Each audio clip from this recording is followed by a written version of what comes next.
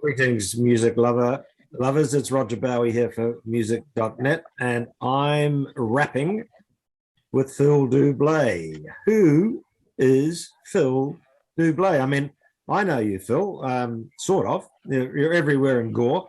You're the backup band. You're in the pub gig. You're the little guy hunched up in the window of the Main Street Cafe. But when I when I asked you about, I asked a promoter friend of mine in Auckland, and she says, "So who?" So Phil, who do you think you are? Who do I think I am? I'm just some guy that writes songs. Honestly, music is passion of mine. It's something that's been there since I was very young. My parents noticed it at an early age, and I have just pursued it ever since. Just many forms, whether it was here in New Zealand or abroad. Yeah, it's what I love to do. It's what I've been doing, and hopefully will continue to do as the years go by. It's certainly been a journey anyway so far. So it's good fun. And you're world famous in Australia, I hear.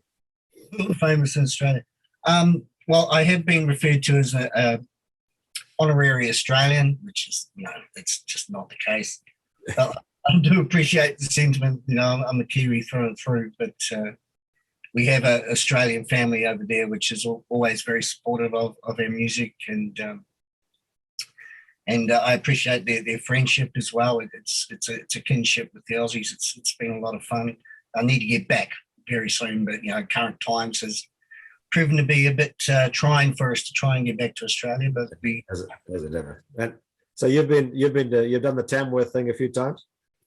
Yes, before COVID came along, I was approaching my 20th year at Tamworth, consecutive year. So we haven't been there in 2 years. So we are really hungry to get back and play some music to them. And when you say we, because I know your wife is also a musician, right?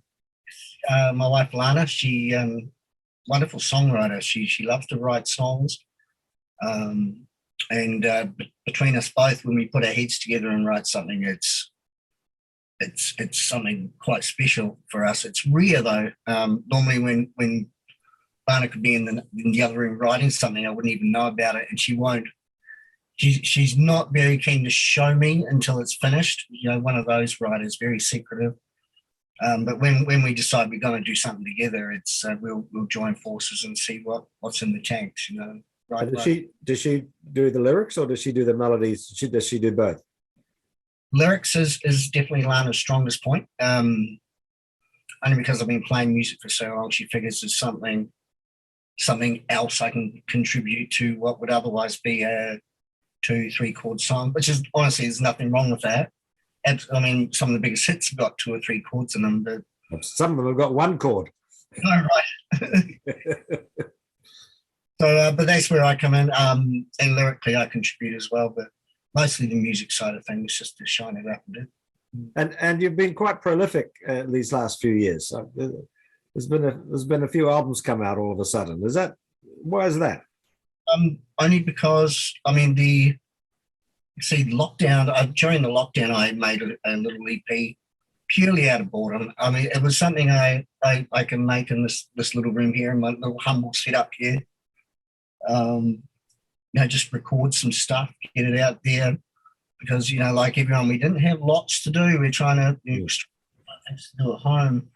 So in the space of 1 year, 12 months or so, I managed to push out 2 albums.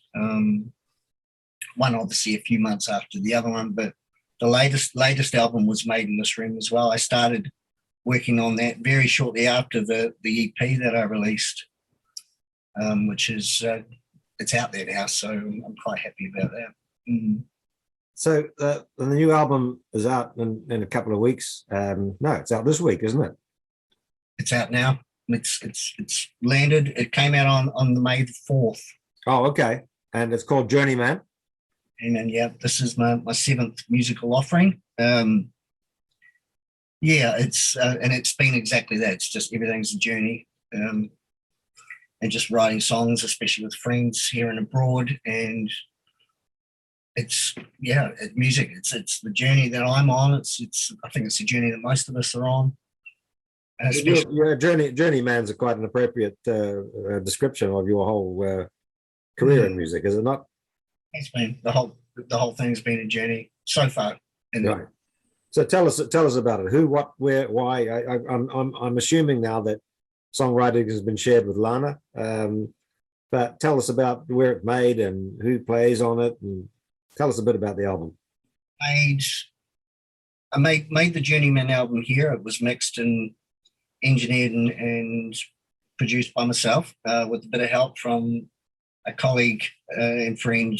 His name's Anton Harris, and he also played drums on the album. For the first album I made where we actually have a live drummer for a change, because up until now I've been using live samples. And when I met Anton, we were talking through the lockdown. So, wait, you can set up drums at your place and record them? Yeah, let's do something. Let's do it. So we, with the beauty of file sharing, we collaborated musically on this project, and he did the drums and a few backup vocals for me and contributed to helping produce the album. Where is he? Where is he sitting?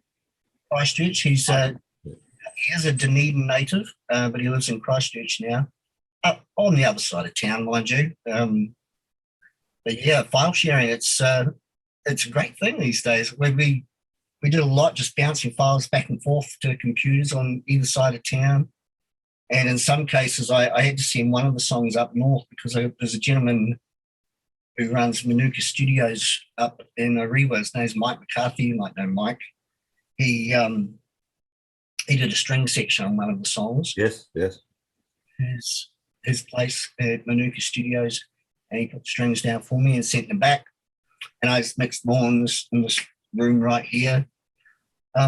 It's quite a humbling experience, especially not being on the clock. I have all the time in the world to just try and get things as right as I can, and especially in this room, it can be a bit trying. But with the powers of technology and what I can hear and what Anton could hear, we tried to get it moving as well as we could, and we're pretty happy with the results, I think. But it's the way of it, isn't it? I mean, I've seen just this year 3 albums by Kiwi artists that have all been recorded in Nashville, and you obviously you get a rich national sound, but I mean, you wouldn't know that they weren't there. Mm-hmm. Yes, the production quality, it's certainly above and beyond the way they produce things over there.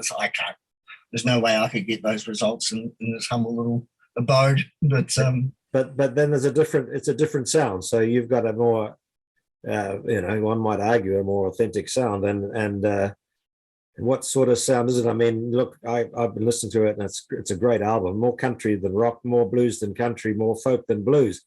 And so where do you think you sit in the genre spectrum? I mean, it seems to me that genre is becoming as fluid as gender is these days.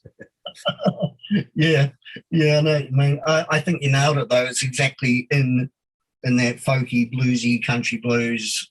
It's somewhere in there in the musical ether, I think. I've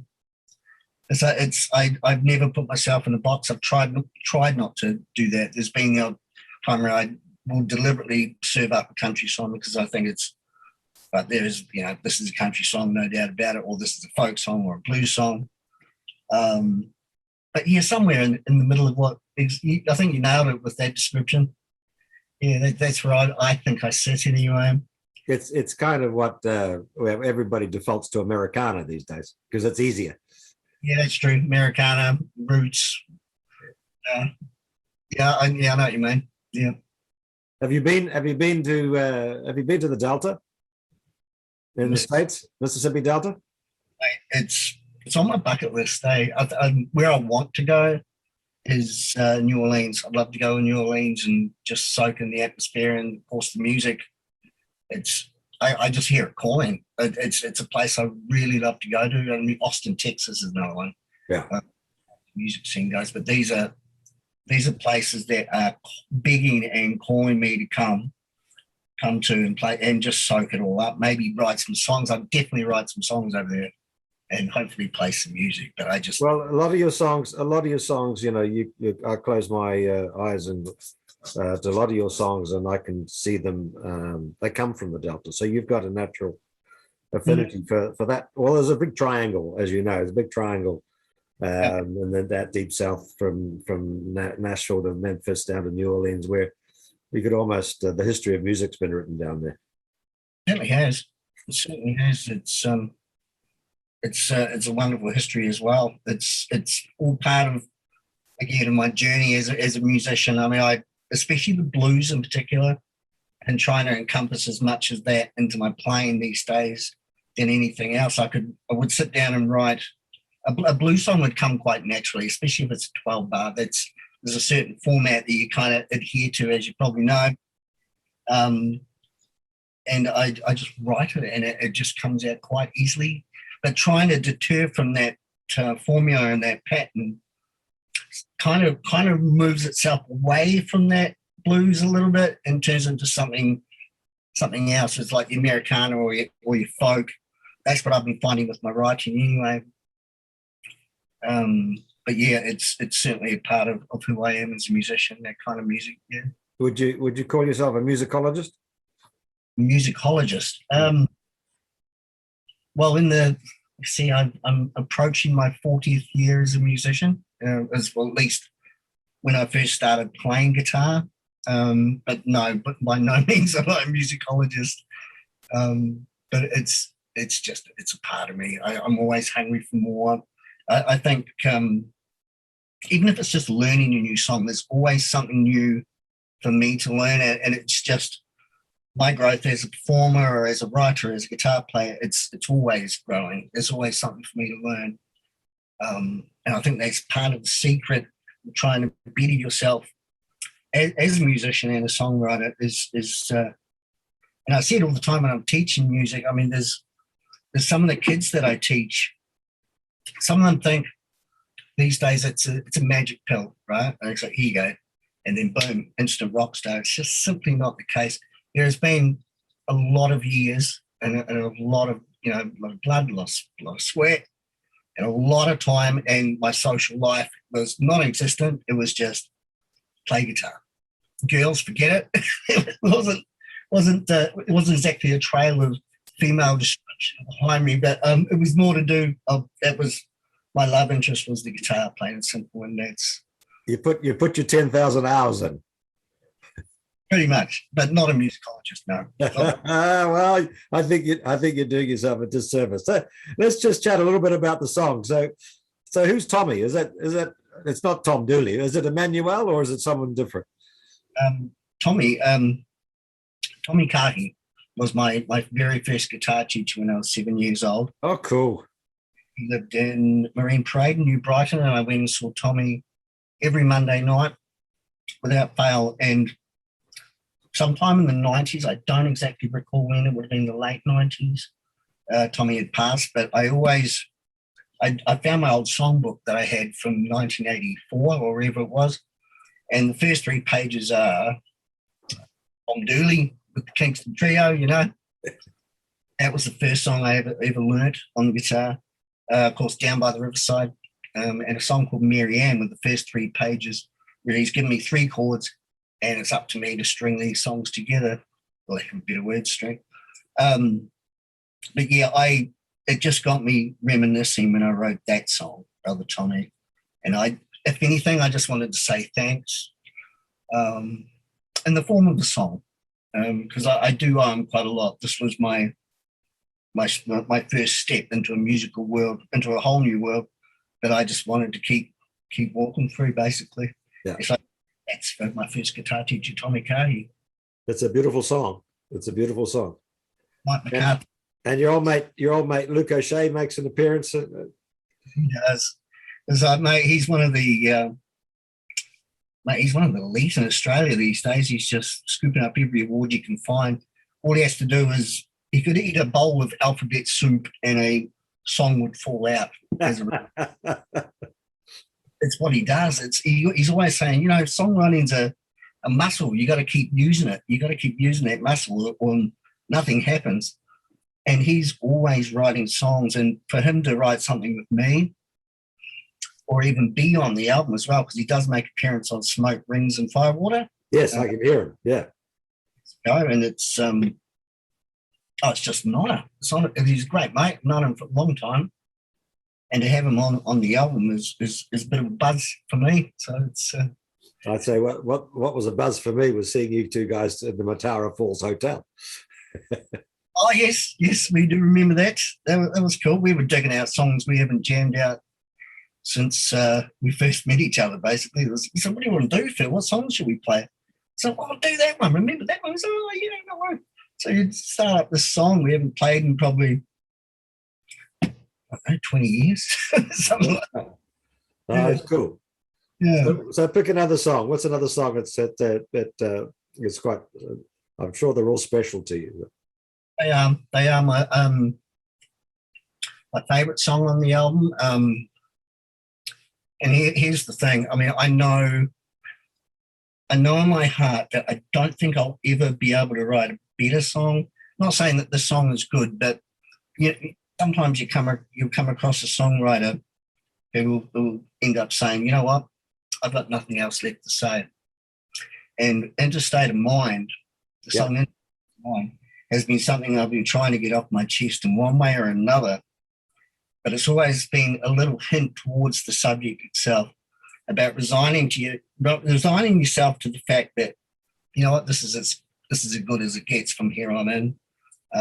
Whatever dreams or kind of illusions I may have had when I was a teenager, which would have been, a long time ago now, aren't there anymore.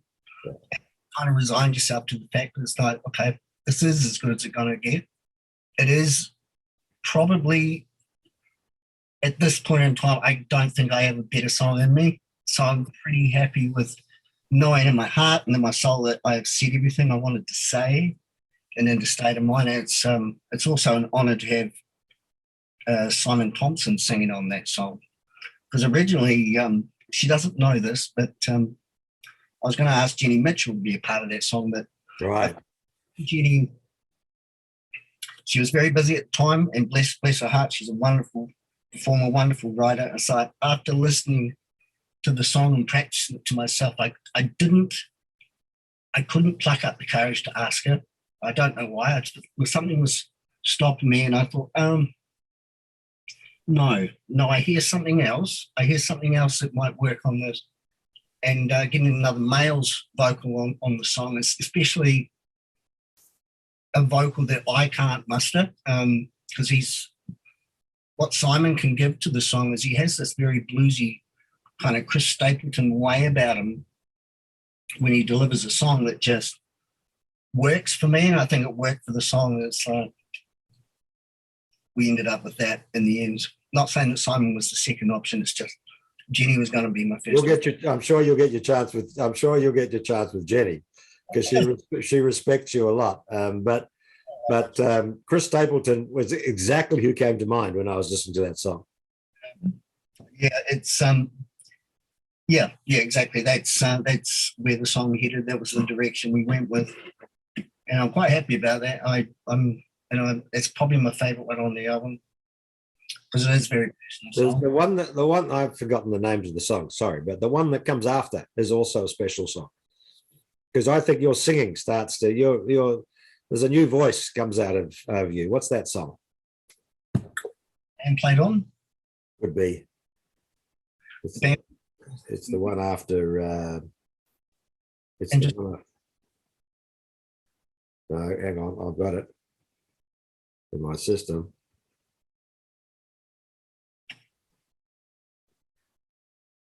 It's Look Up. Oh, Look Up. Look Up. I didn't write that song. That's a song written by Jeff Farmer. It's an old Cold Ranger song. Okay. Cold Rangers? Yeah. Yeah, I think I might have met him in Nashville one year. He's a good mate and an absolute gentleman, and another one that just will write a song effortlessly. And I remember attending, they were doing this live album in Littleton, and it was a live gig, so everyone could go and attend, and the band's all wearing headphones and they're recording a live album. So it's at the Harbour Light Theatre. Coal Rangers at live at the Harbour Light Theatre, and they made an album out of that. And the one song I took from that night that just it really resonated deeply with me was the song "Look Up." Right. I'm like, man, I love that song, and I used to cover it in a band I was playing with at the time, sometime in the 90s. But I could never quite sing it the way as Des Hetherington. Des is, this is a man you can, when he sings, you can tell he's a veteran. He's lived. He can play guitar. My goodness, can he play the blues? And he can simply sing. And my version of the song is of course very different to theirs. But I remember asking Jeff, so okay, it's about time I really want to record this song. I said, mate, is that okay with you? Should I ask the rest of the band? He goes, no, it's fine. I wrote it. It's fine. Yeah. Thank you, mate. It's a very cool song. When I finished it, he was the first person I sent it to. So, okay, here it is. Be gentle. I hope you like it. And he had a good listen. He went, yeah, interesting take on the song. I really like it, Phil. I said, thanks, Jeff. So if I get the thumbs up from the guy that wrote the thing, that's enough for me. It's enough for you. And then you snuck in a song about the Titanic. What was? Man, honestly, I do have a bit of folk in me sometimes, and it kind of, the end result I think was a folk song. Yes, for sure. But I wanted to make it something like a total journey from start to finish. It's like, so we all know the story of the Titanic, but I wanted to kind of shine a light more on the fact of the musicians that played on the Titanic when it went down, and how, while the ship was going down, the only thing they could do was just keep jamming. Right, yeah. And honestly, there's a line in the song about, heroes among thousands, and I believe they were. They were still doing their service. They were doing their job.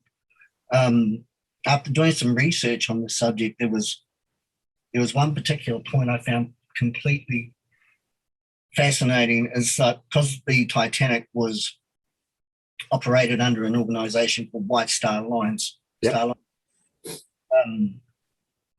They employed the bands, basically, well, in this case the band, the string orchestra, string piece, and they obviously had to hire suits. So this was all part of the deal. They weren't making much money at all. But when the ship went down, the widows of the band members got the suit hire fee that they had to pay back to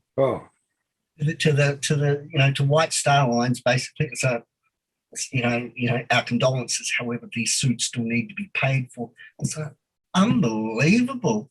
It's like, just little things like that. And I said, I'm going to write a song for them, just because I just felt for them big time, and I just wanted to sing them up. Basically, it's about time these guys were on in some description, but it is for them. It's not really the ocean liner went down. It's more for the musicians. Yeah, and you do a fine job. So we're about out of time here. What comes next, Phil? What comes next? I'm about to head down to Gore on Friday. I have a show.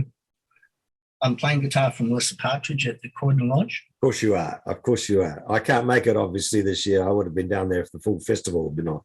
That would have been lovely.